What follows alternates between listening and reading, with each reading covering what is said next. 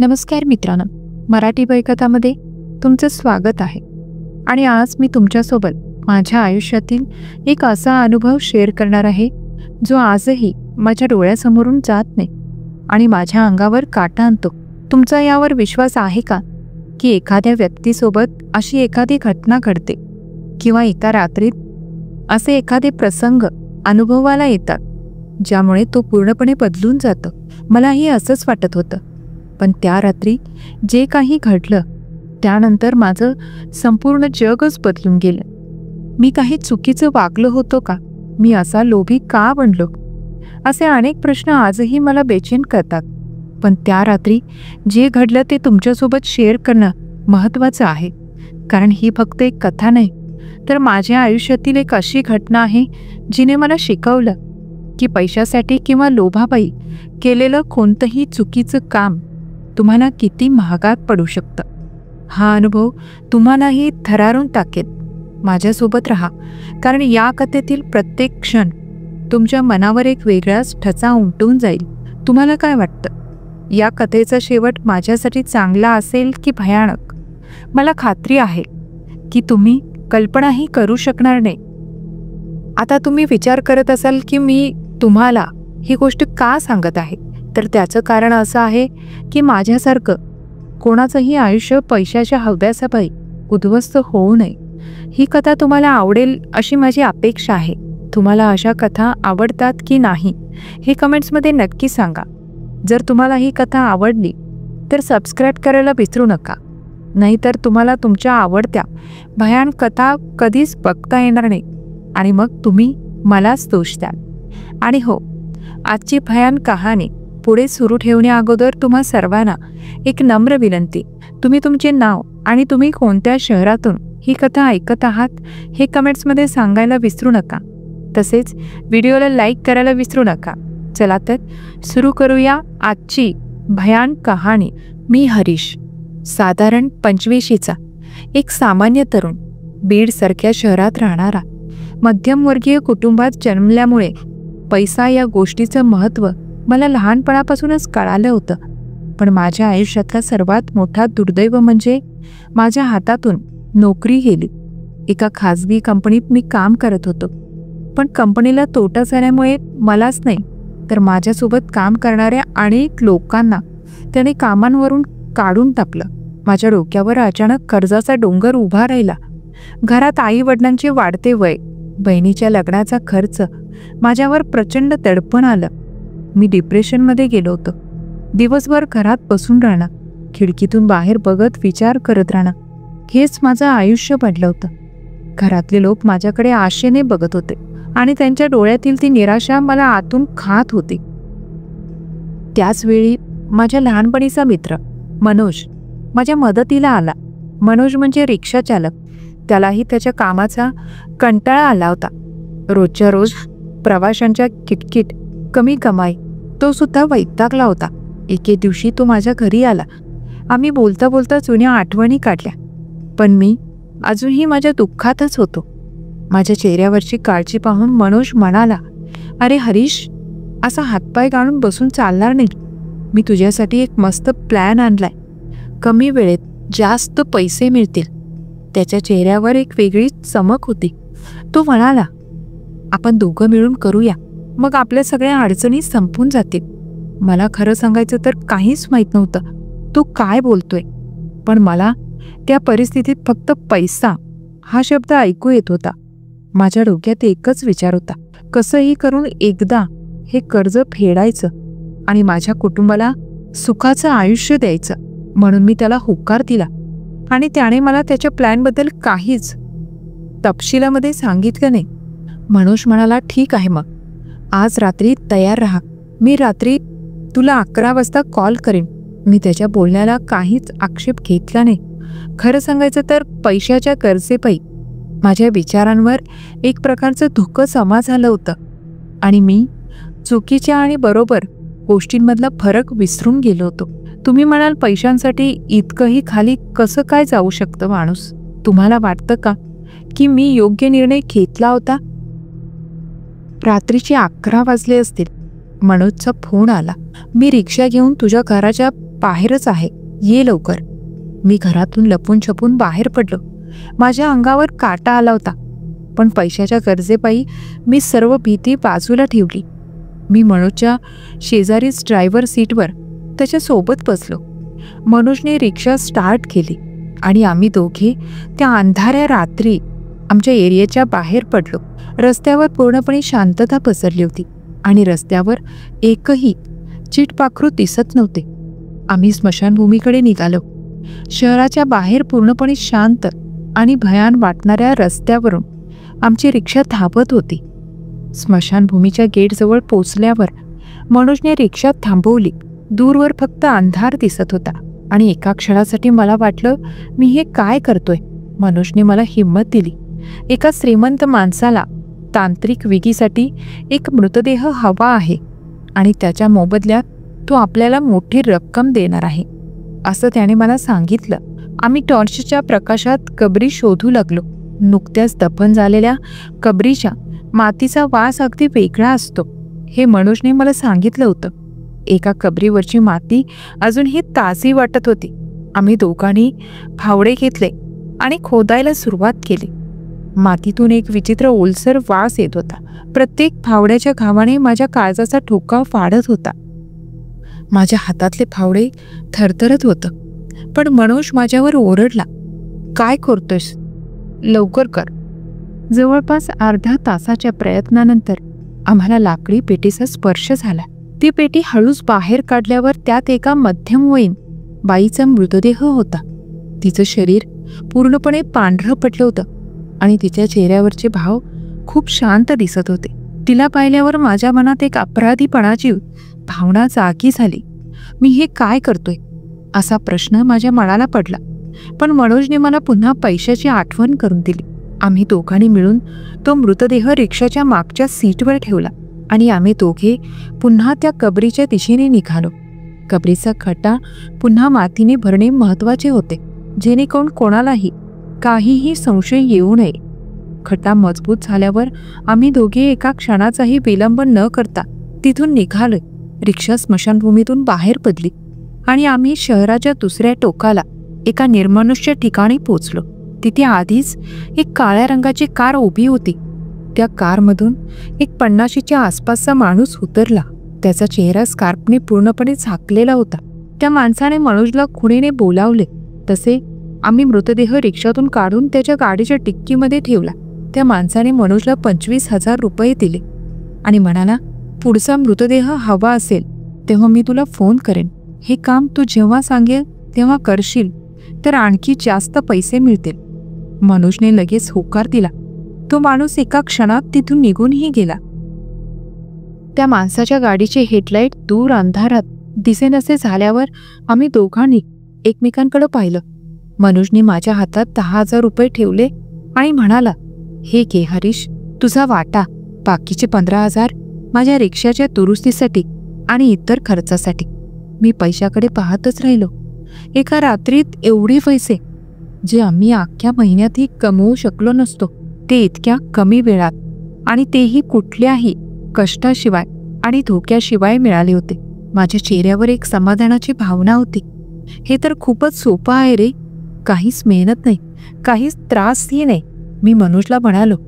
त्यालाही तेच वाटत होतं. आम्ही दोघंही खूप आनंदी झालो. स्मशानात जाऊन मृतदेह बाहेर काढण्याचा विचार कितीही भयानक वाटला तरी त्यातून मिळणाऱ्या पैशांनी आमच्या डोक्यावरच्या कर्जाचा भार हलका होणार होता. त्या रात्री आम्ही घरी परतलो. दुसऱ्या दिवशी सकाळी मी माझ्या वाटाचे पैसे आईला दिले आणि सांगितले की मला एक छोटी नोकरी मिळाली आहे. आईचा चेहरा आनंदाने फुलला, पण माझ्या मनात एक अपराधी भावना होती. मी माझ्या कुटुंबासाठी हे चुकीचं काम करत होतो. मला लवकरच माझ्या लोभाने त्या अपराधी भावनेवर मात केली. पुढच्या वेळी जेव्हा तो माणूस फोन करेल तेव्हा आपण हे काम पुन्हा करायचं, असं आम्ही दोघांनीही ठरवलं होतं. एक आठवडा शांततेत गेला. माझ्या डोक्यात तो माणूस आणि त्याचे पैसे सतत घोळत होते. एका संध्याकाळी अचानक मनोजचा फोन आला. हरीश, तो माणूस पुन्हा फोनवर बोलला, त्याला अजून एक मृतदेह हवा आहे, आज रात्री तयार राहा. माझ्या मनात एक अनामिक भीती होती, पण पैशाच्या लालसेने ती पूर्णपणे झाकून टाकली. त्याच रात्री पुन्हा एकदा आम्ही दोघे स्मशानभूमीत पोचलो. यावेळी आम्हा दोघांनाही माहीत होतं की आपल्याला काय करायचं आहे. वातावरणात एक भयान शांतता होती. पूर्ण स्मशानभूमी थंड वाऱ्यांमुळे अधिकच भयान वाटत होती. झाडाची वाळलेली पाने हवेमुळे विचित्र आवाज करत होती. आम्ही एका नवीन कबरीकडे गेलो, जिथे माती नुकतीच टाकलेली होती. आमच्या टॉर्चच्या प्रकाशात मातीचे कण चमकत होते. आम्ही फावडे घेतले आणि खोदायला सुरुवात केली. यावेळी आम्ही जास्त बोलत नव्हतो. फक्त फावड्याचा मातीवरचा आवाज आणि आमच्या श्वासांचा आवाज ऐकू येत होता. जसं जसं आम्ही खोलवर जात होतो तसा तसा मातीचा वास अधिकच तीव्र होत होता. माझ्या हातातून घाम येत होता, पण मी थांबलो नाही. थोड्या वेळाने आम्हाला मृतदेहाच्या पेटीचा स्पर्श झाला. पेटी बाहेर काढल्यावर त्यात एका तरुणीचा मृतदेह होता. तिचा चेहरा पाहून मला थोडं वाईट वाटलं, पण आम्ही स्वतःला आवरलं. आम्ही तो मृतदेह उचलून रिक्षाच्या मागच्या सीटवर ठेवला. रिक्षाच्या आत एक विचित्र वास पसरला. त्यानंतर आम्ही त्या कबरीचा खड्डा पुन्हा मातीने भरू लागलो.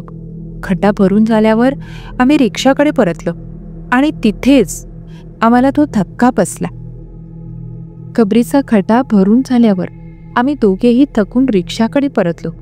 वातावरणात भयान शांतता होती, पण ती शांतता आतून ओरडत असल्यासारखी वाटत होती. मी रिक्षाकडे पाहिलं. रिक्षाची मागील सीट पूर्णपणे रिकामी होती. मला विश्वासच बसेना. 1-2 सेकंद मला वाटलं की माझ्या डोळ्यांवर विश्वास बसत नाहीये. मनुष, ती मी अडखळत बोललो. मनुषने माझ्या चेहऱ्याकडे पाहिलं. त्याचा चेहरा पांढरा फटक पडला होता, जणू कोणीतरी त्याच्या चेहऱ्यावरची सगळी ऊर्जा शोषून घेतली आहे. त्याच्या डोळ्यात भीती आणि आश्चर्य स्पष्ट दिसत होतं. आमच्या दोघांच्याही डोक्यात एकच विचार होता, मृतदेह कुठे गेला? आम्ही दोन्ही बाजूनी रिक्षात आत पाहिलं, पण तिथे काहीच नव्हतं. रिक्षाची मागील सीट पूर्णपणे रिकामी होती. त्या थंड आणि भयान शांततेत आमच्या हृदयाची धडधड अधिकच स्पष्ट ऐकू येत होती. आमच्या श्वासांचा वेग वाढला होता. मनुष भीतच म्हणाला, हरीश, मला काही ठीक वाटत नाहीये. चल, आपण इथून निघून गेलेलंच बरं. मनुषने तातडीने रिक्षाची किल्ली फिरवली. धडधड असा कर्कश आवाज झाला, पण रिक्षा सुरू झाली नाही. त्याने पुन्हा प्रयत्न केला, पण रिक्षा काही केल्यास सुरू होत नव्हती. प्रत्येक प्रयत्नातून एक विचित्र दबलेला, घुसमटलेला आवाज येत होता, जणू कोणीतरी आतून आम्हाला अडवत होतं. माझ्या अंगावर सरसरून काटा आला. एक थंडगार वाऱ्याची झुळूक माझ्या कानाजवळून गेली आणि माझ्या पाठीवर कोणीतरी बोट फिरवल्यासारखं मला वाटलं. आम्ही घाबरून मागच्या बाजूला पाहिलं आणि ते दृश्य पाहून आमच्या पायाखालची जमीनच सरकली. त्या तरुणीच्या कबरीवर आम्ही नुकतीच माती टाकलेल्या जागी तीच बाई बसलेली होती. आम्ही रिक्षातून बाहेर काढलेल्या त्या बाईचा मृतदेह आता कबरीवर बसून आमच्याकडे एकटक पाहत होता. तिच्या डोळ्यातून काळ्या रंगाचे रक्त वाहत होतं. तिचा एक डोळा पूर्णपणे पांढरा झाला होता आणि दुसरा डोळा एकदम काळसर. तिच्या तोंडाला एक विचित्र दुर्गंधीयुक्त वास येत होता. तिने आपले तोंड उघडले आणि तिच्या तोंडातून एक बारीक पण हृदयाला भेदणारा आवाज आला. तो आवाज ऐकून आमच्या अंगाचा थरकाप उडाला. ती आमच्याकडे एकटक पाहत होती आणि हळूहळू हवेत तरंगत आमच्या दिशेने सरकत येत होती. तो भयावह देखावा पाहून आम्ही जीव वाचवण्यासाठी धावायला लागलो. आम्ही रिक्षा तिथेच सोडून जीव वाचवण्यासाठी पळालो. पळताना मी मागे वळून पाहिलं तर तो भयावह मृतदेह आमच्या दिशेने येत होता, पण तो जमिनीवर न चालता हवेत तरंगत होता आणि त्याचा वेग प्रचंड होता. आम्ही धावत होतो आणि धावतच राहिलो. आमच्या डोक्यात फक्त एकच विचार होता, कसंही करून इथून दूर पळायचं. आम्ही मागे वळून पाहिलं नाही आणि मिळेल त्या दिशेने पळत राहिलो. अखेर आम्ही दोघे धावत त्या स्मशानभूमीपासून खूप दूर आलो. आमचे श्वास वेगानेच चालत होते, जणू काय आम्ही मैलोनमैल धावत आलो होतो. आमचे शरीर घामाने पूर्णपणे भिजले होते. आम्ही एका झाडाखाली थांबलो आणि एकमेकांकडे पाहिलं. आम्ही काहीही बोलू शकलो नाही. आमचे डोळे फक्त भीती आणि गोंधळाने भरले होते. रात्रभर आम्ही त्याच ठिकाणी बसून राहिलो. रात्रभर माझ्या डोळ्यासमोर तो भयान चेहरा तोच येत होता आणि माझे शरीर थरथरत होते. मला भूकही नव्हती आणि ताणही नाही. सकाळ झाली, सूर्य उगवला, पक्ष्यांचा किलबिलाट सुरू झाला, तेव्हा कुठे माझ्या जीवात जीव आला. मनोज, ते खरं होतं का? मी भीतच विचारलं. मनोजने फक्त मान हलवली. त्याच्या डोळ्यात अजूनही ती भीती स्पष्ट दिसत होती. आम्ही दोघेही एका क्षणासाठी थांबलो आणि निर्णय घेतला की आपल्याला रिक्षा घेण्यासाठी परत जावं लागेल. आम्ही हळूहळू त्या दिशेने निघालो. रस्त्याने जाताना प्रत्येक क्षणाला मला वाटत होतं की ती बाई पुन्हा समोर येईल. स्मशानभूमीच्या गेटजवळ पोचल्यावर आम्ही दचकलो. आमची रिक्षा तिथेच होती जिथे आम्ही तिला सोडून पळालो होतो.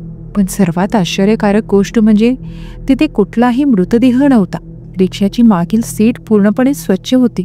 काल रात्री जे काही घडलं त्याचे कोणतेही चिन्ह तिथे नव्हते. आम्ही त्या कबरीला खोदले होते. ती कबरही पहिल्यासारखीच दिसत होती. मला वाटले की कदाचित आम्ही काल रात्री चुकीच्या कबरीला खोदले असावे, पण तसे नव्हते, कारण माती नुकतीच टाकलेली होती. आम्ही दोघेही विचारात पडलो. काल रात्रीचा तो भयावह अनुभव सत्य होता की फक्त एक दुःस्वप्न? आमच्या डोक्यात गोंधळ सुरू होता. पण एक गोष्ट मात्र निश्चित होती, त्या रात्री जे काही घडलं होतं ते आम्हाला दोघांनाही पूर्णपणे बदलून गेलं होतं. आम्ही रिक्षा घेतली आणि घरी परतलो. घरी आल्यावर मी माझ्या खोलीत गेलो आणि पूर्ण दिवस झोपून राहिलो. त्या दिवसापासून मी पैशाच्या लालसेपोटी कोणत्याही चुकीच्या कामाला बळी पडणार नाही असा निश्चय केला. माझ्या लक्षात आले की पैशासाठी केलेली कोणतीही चूक किती महागात पडू शकते. तर मित्रांनो, ही होती माझ्या आयुष्यातील ती भयानक रात्र, जी आजही मला आठवली की माझ्या अंगावर काटा येतो.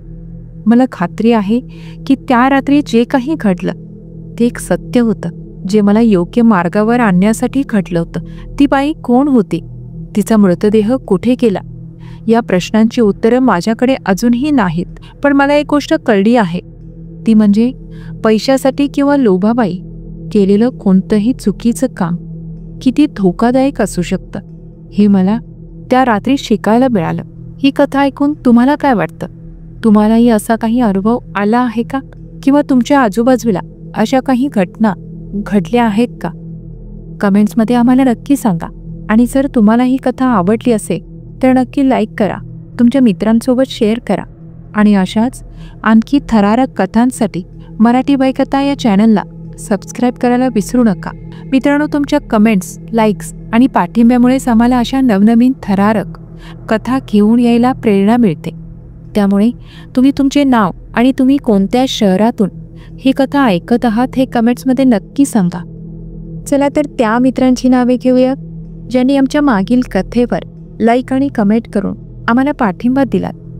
पहिले म्हणजे कुंडली गुंजकर, चांदपुरी परतूर, जिल्हा जालना. श्रीकांत म्हैसेकर, हैदराबाद, राज्य तेलंगणा. पंडित गायकवाड, आंबे तालुका पेठ, जिल्हा नाशिक. अरुण सोनवणे, सातपूर, शिवाजी महाराज नगर, नाशिक.